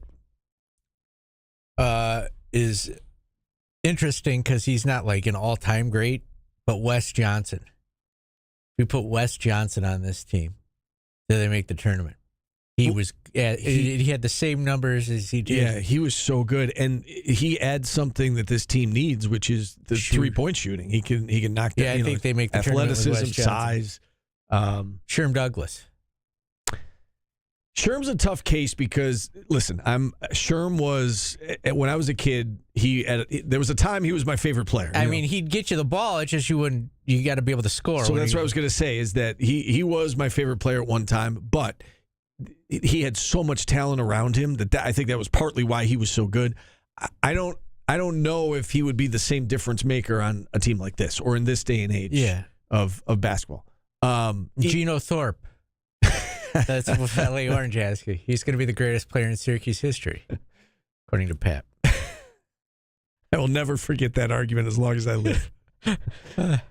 You're right. Philly's Most Wanted is right. If they had any of the good centers, Etan, Fab, Melo, Arenze, Rick Jackson, this team's a no-doubt tournament team, I think. And we don't know what they got at center. Right. He's been a player of the year in his, a defensive player of the year in his conference once, and kind of hurt and kind of fell down the depth chart at UCLA. Yeah. Yeah, I agree with Philly's Most Wanted there. That's why I go back to DC. I think you put DC at center, and he would be my pick. Also, another interesting thing in this is we don't know what they have at center. If they get any production out of the center defensively this year, and they can hold teams below 75. Which is crazy. They'll if Syracuse was capable of holding teams last year, they might have won a couple more games. Yeah. It's hard to win games when the other team's in the 80s. Right. You're forced to outscore them. Yeah. And they wanted to play faster and they wanted to create more possessions. They did that, but by creating more possessions, it created higher scoring games, and Syracuse couldn't get enough stops. Yeah, and that's been a problem for a lot of years. Yeah, the buddy team. Mm-hmm. But that team could score with you. So it wasn't last year's team was a bad team to be bad defensively because you couldn't score enough. Yeah. Couldn't score enough. The offensive metrics were good, but you weren't getting a bucket every time down the court when you needed to. No doubt. All right. I think this is as close to a tournament team right now as you're going to get. And, man, that schedule is daunting now. And that is frustrating to me. But with that comes opportunity, right? With the challenge comes opportunity. Yeah, but it also puts you. It doesn't mean you're. It's like then if you go into the ACC needing to win 13 games, it's that Come on, this is daunting. If I'm Red, I'm like, what the hell? Can't catch a break. Houston, Tennessee, Kansas. Yeah, Lord. Can we now stop arguing about who they schedule, like whether it's Siena or whatnot? Just let them do what they think is right.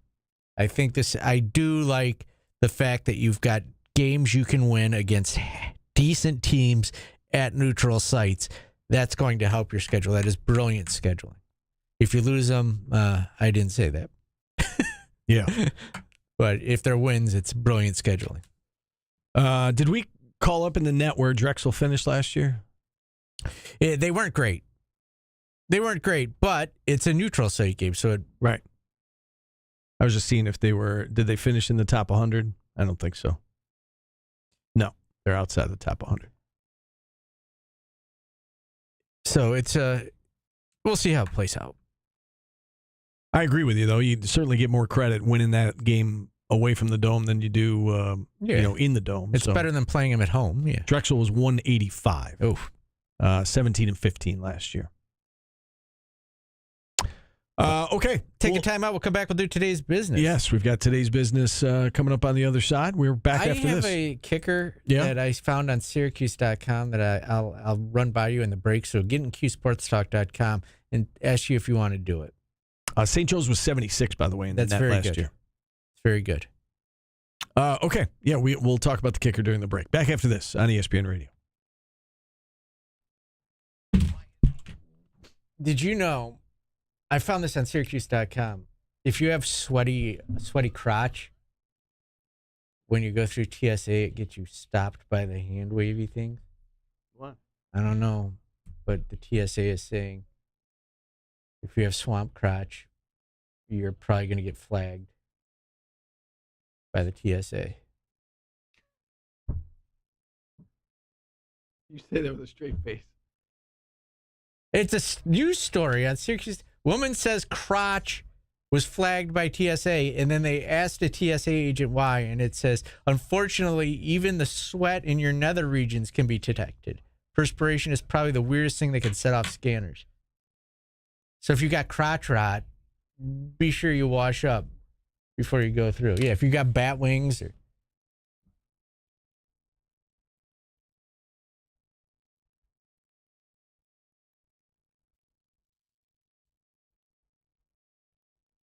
So powder your goods, ladies and gentlemen,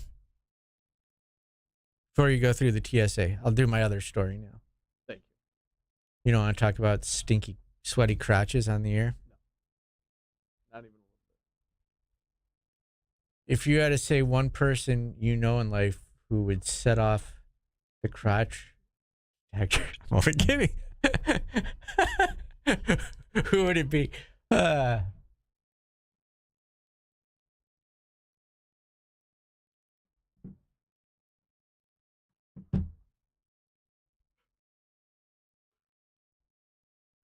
Will you say sweaty crotch?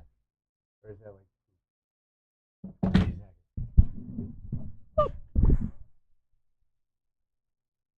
Crotch rot?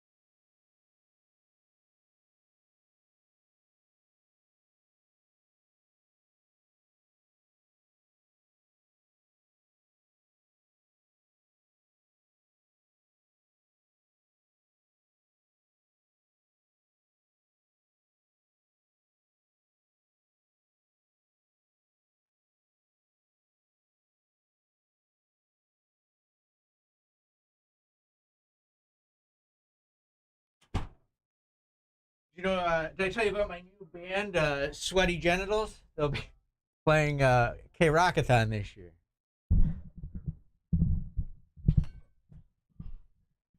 The Sweaty Genitals. Paulie and the Sweaty Genitals will be at Cole Muffler Court for the fair. Crotch Rot. It's my metal band, Crotch Rot.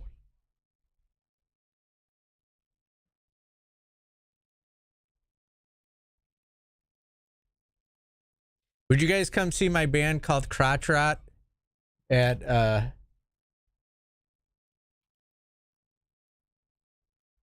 the Cole Muffler Court? Dominic's got a band called Loaded Diaper, Steve.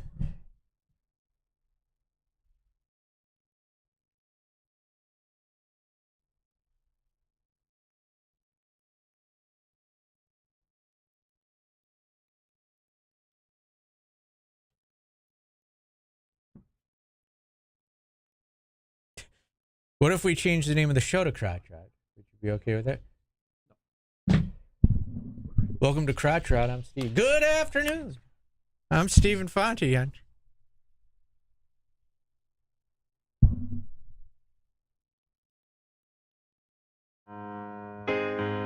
A cover song, Steve. You'll know this one. You know this song? Yes, I do know this song. This is a good cover. They did a good job of this. No, it sounds funny, but I just can't stand the pain. Easy. I don't know that I've heard this version, but I know this song. It was a hit. I'm leaving you tomorrow. These are the same guys we've been hearing all day? Yeah. Guy's got a voice. Yeah, they usually do to be a Not necessarily. recording artist. Not based on what we've heard to this point. This is a popular band, Steve. It's time to get over your... I'm just saying, like, we haven't heard him showcase his voice until now. It's pretty impressive. Easy, a cover of the song Easy by Faith No More. I have a new band, Steve, but I can't say the name of it in the air. No, you can't. I mean, you could, but... I couldn't get through TSA with that name. Hey, it's time for today's business, brought to you by... Grossman St. Amour CPAs. Yeah, Jordan's mute button doesn't work. And the website... Fighting with his mic. It's because it's that one.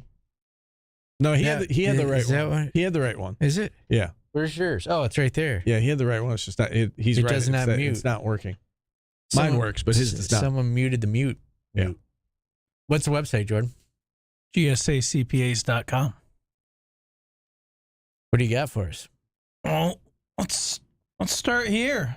NBA free agency is alive and well and kicking and exciting. And maybe it would be better to focus on the Knicks moves, but Jordan Clarkson and Yabusele from the Sixers don't really move the needle for me. You know, a bench player, a bench guard, and a backup center. Guess the Knicks don't really need starters, but that doesn't move the needle for me. What does is Damian Lillard, the Bucks. They're waving him. But wait, there's more. Miles Turner, 1 game away from an NBA title, is leaving the Pacers and signing a 4-year deal with the Bucks. Does that mean Giannis is staying? Does that mean they want Giannis to stay? I think that's what it means. They want him to stay. They definitely want him to stay. They're going for a win now with like type thing, right? I don't know what's good with their backcourt right now. The Bucks. Well, he's got a torn Achilles. Yeah, he was going to be out anyways. No, I know, but I still don't know what's good with their backcourt. No, I know. It's a business decision with Lillard. I mean, he was just going to be taking up space next year. He's not going to be playing. You could save some money by cutting him and, try to get some work done in the free agency. Funny too, because if Turner stays on the Pacers, it's the same deal with Halliburton. Yeah, that's right. Yeah. You're right. So it's unfortunate for Lillard. I mean, he deserves better than that, but it is a business, and it's Pacers got to be like, what the hell? Yeah. Well, that just goes back to your point about the East is wide open. I mean, it really feels like it's Cleveland and New York. Let's see what else happens at free agency, but they seem to be, with the Celtics likely taking a step back and Pacers likely taking a step back, could be those two teams. Well, from what Brian Windhorst is saying, it doesn't seem like the Pacers would be justifiably upset. It feels like they weren't matching what the Bucks were doing. Like they were going to pay him a little bit, but it seems like they weren't willing to match. It seems like Turner might have stayed if he could get that. And look, in today's NBA, 27, I think it works out to mil for a big man who can shoot, pretty mobile. It's not like breaking the bank, for being honest. So I'd feel a little disrespected if I were Turner and the Pacers didn't want to pay me that. Maybe that's just me.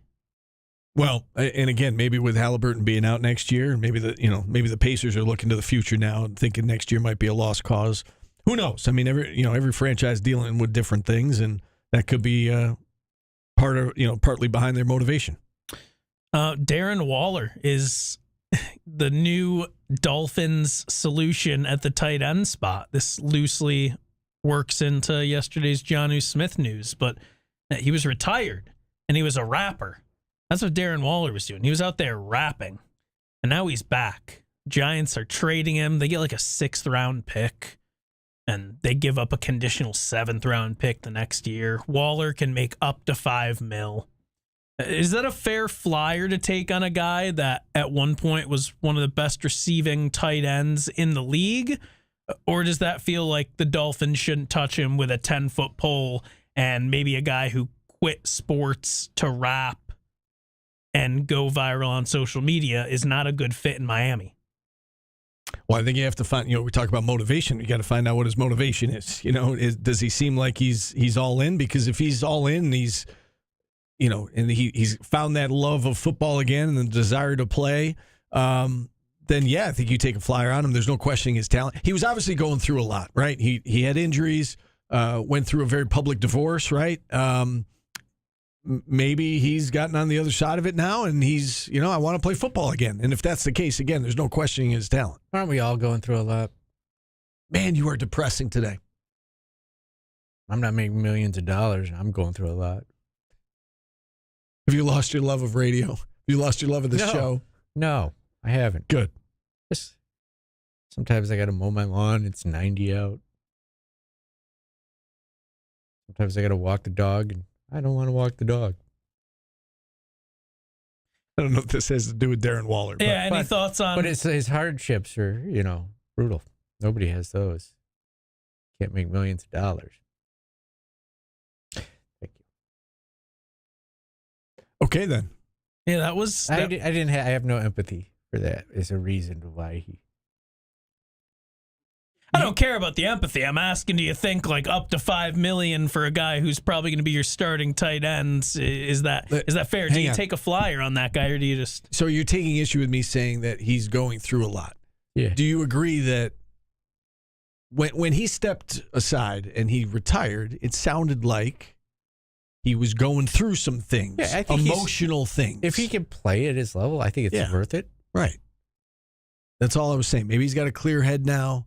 He went through a tough time in his personal life, and if he's on the other side of that and wants to play football, again, he's very he's like 32, right? I mean, he's still relatively young. Yeah, I mean, he can play. He can play for a few years. I mean, I don't know. I think to answer your question, Jordan, you said, is it worth taking a flyer? Yes. I think it's absolutely worth taking a flyer. I assume that they've talked to him, right? I mean, and if they feel like they got the right answers from, is his head screwed on straight, then yeah, I think you do it.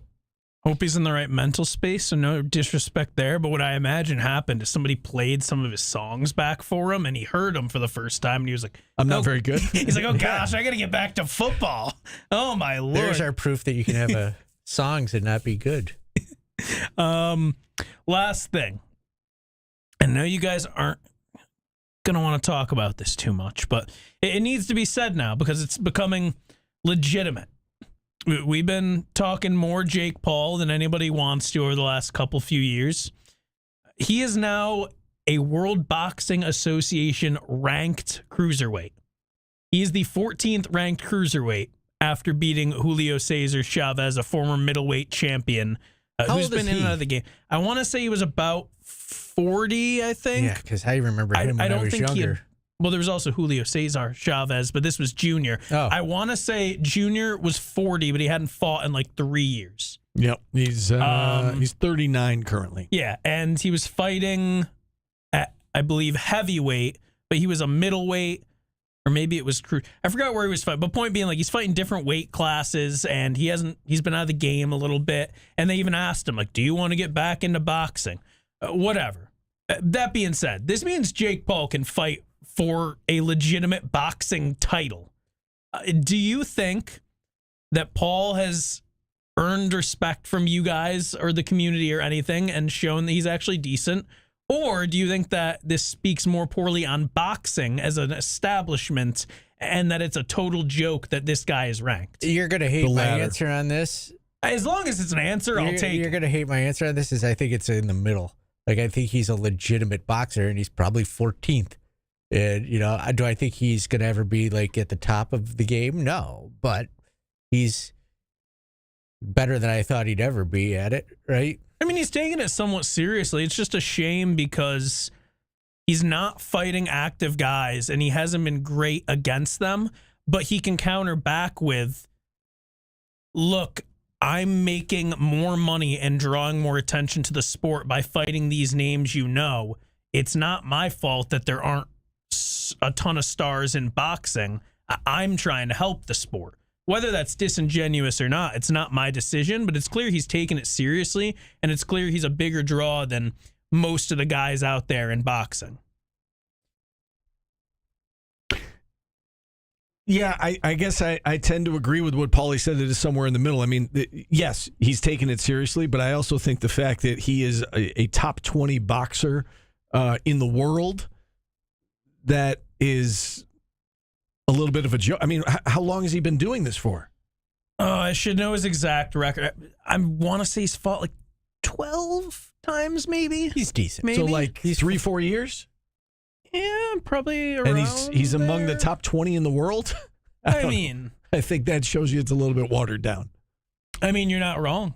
But he's drawing attention to it. I should have had his exact record and everything. You're looking up Bryce Mills, Steve. Are you trying to set up a fight? No. I was just curious, what his weight class was. Wait, give me the Bryce Mills, Jake Paul showdown. So I wanted to see where he was ranked in the world, because I knew Bryce Mills was top 20 in the country. So he's 16th in his weight class in the country, but he's 66th in the world. I was just curious if we would see Bryce Mills get a shot at a belt anytime soon. But he's still young. He's 23 years old. It might be a little while, but he's 19-1 in his career. As a fan of the Steelers yesterday, Jordan, I have had time to digest what you asked me about the trade of Fitzpatrick and them. Okay. I've had 24 hours to sleep on it. I like it. I like the trade. You got another tight end to throw the ball to. They've struggled at the corner position. Yeah, you don't even know if he's going to play corner. But the weird thing out there is now there's rumors that they're taking calls on TJ Watt. Yeah, I've seen that. I mean, I doubt they'll trade him, but that would be a colossal mistake. Well, it would, but so here's the thing with TJ Watt, right? This is also something I got into. I mentioned my barber yesterday. We were talking about Tomlin. We also talked about Watt. He was saying at this point, just get rid of Watt and get something, because Watt in his prime was a guy who could legitimately win multiple games by himself. But now he's getting up there, and it's not going to matter as much, especially with how the team has been. So what, could he take them from a 9-win to a 10-win team? It's not going to be enough for a Super Bowl. So you take what you can get, a team that actually can win a title. This puts them over the top, will give you some value, and you move forward. You don't want to get rid of him, but if you're not going to win a Super Bowl with him, then get something. I think he's still that good that you need him on your defense. But are the Steelers good enough to make it worth him? I think they're getting there. I don't know what to make of Jalen Ramsey anymore. Is he still a dominant corner? He's good. He's better than what the Steelers have had. He can teach Joey Porter Jr. how to be handsy on the football field. Dateline Roswell. Do you know what happened 78 years ago in Roswell, Steve? Look, just specify. Tell us, Paulie. The Roswell incident. Yes, I'm familiar with that. I didn't know where you were going with that. Yes. The aliens crash. I'm going to start doing that now. Steve, you know what happened like 20 years ago in Roanoke? The Roanoke incident. Yes. Yes, I'm familiar. Coming this weekend to Roswell, in case anybody's got last-minute free time, it's a UFO Fest is going to be there. There'll be a drone show and a walk of fame honoring Glenn Davis. You know who Glenn Davis is, Steve? Yes. He's the mortician involved in the 1947 UFO incident. Who could forget? And they'll have a pet costume contest, so you can dress your animals up like aliens. People dress up like aliens. Jordan saw a picture and didn't like the guy in the alien outfit. Because all it is, you know those green suits people wear to the games? It's just one of those with like alien eyes sewn on it. Yeah. Those are graphically tight. Yes. I don't like those. But also, I'm sick of like the really big inflatable ones that were going viral. I think it was this Halloween, you know, the really big inflatable costumes. So I don't know. I think we just need to find better ways to dress like aliens. How many people do you think show up for the UFO festival, Steve? 51. Good one. How many people show up? It's going to be it's going to be a large number that we're all going to be disappointed in. Where is it? It's in Roswell, where the incident Where happened. is Roswell? New Mexico. Okay. 20,000? I was thinking more than that. 10,000 people go through the museum. 15 to 18,000 people come for the event. Yeah, that was a pretty good guess. That was close. That's pretty good. That's a lot. That's a lot more than When there should Jordan be said, there. "Where is Roswell?" I wanted to say where the incident happened. All right. That was a kicker. Thank you. It was Paul. a It was kicker. better than the kicker you brought up during the commercial Yes, break. I just want to let everybody know that sweat will set off the TSA scanners. Yeah. Leave it at that. So make sure you're not sweaty when you go through. And it doesn't matter where the sweat is. Yeah. You could get flagged. Okay. What if I'm late enough to run, though? So you don't want to run because you'll get flagged for being sweaty in any part of your body. All right. Okay. We'll take our final So, like, my timeout. forehead, right? We'll wrap things up Yes. next on ESPN Radio.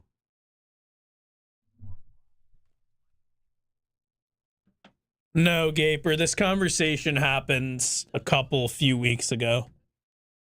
Yeah, I don't like the green man bulge. Chris McManus threatened to wear that to a press conference once. I forget what the bet was. It was like, if SU loses to somebody. I remember that. I forget what the circumstances were. What's happening?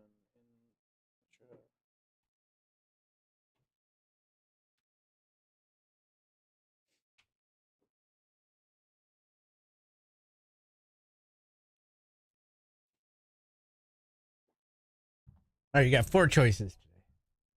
One of them only has one song that I know of, and it wasn't even a hit, but you'll have heard of them.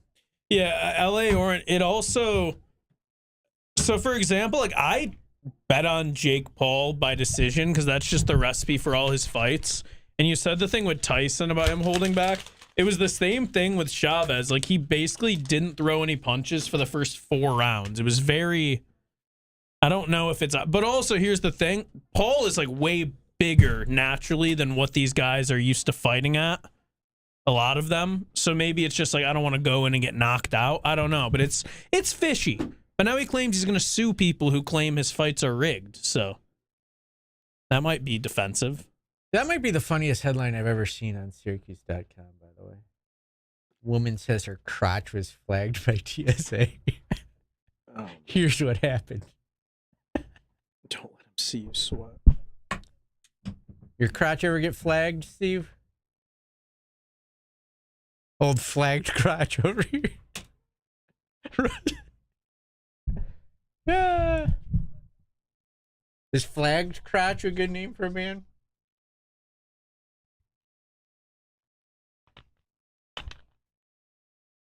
My crotch is a weapon. Are we talking Sly Cooper, the game? Video game? I didn't really play it that I know of it. Or no, Sly Cooper's not. Crotch Is that like an tippers. old show? Is Sly Cooper the fox, or is there a separate guy? If you guys don't know Sly Cooper, it's definitely the fox then.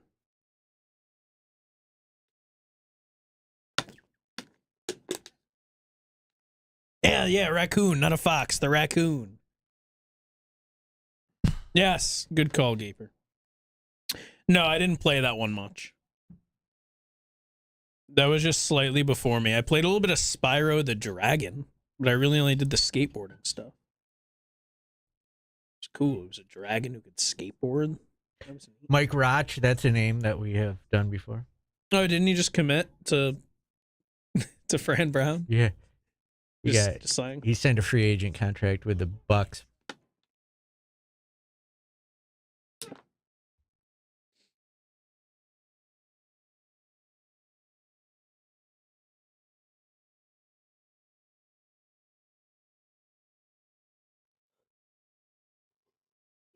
I saw a funny wanted poster like that, Tronic, of John Mellencamp that said, "Don't let this man have a chili dog. Don't serve this man chili dogs." Oh, CVC. That one got me. Are you unimpressed with our childish antics? The way you're sitting there. Yeah, he's like... You can tell he's deep in thought about anything else. He's but like it's a nothing in particular. He's like forcing himself to be in He's thought. like a study hall teacher. He's just trying not to pay attention to what's happening It's around. like, what am I feeling for dinner next If I had a month? bowl of dry cereal right now, what would I have? Hey, shout out to Tyrell, though. Yeah. At the end, he's like, you know what? Nothing wrong with... At the beginning, he was like, I'm going to see how the interview goes. At the end, he's like, I'm sticking up for my man Infante.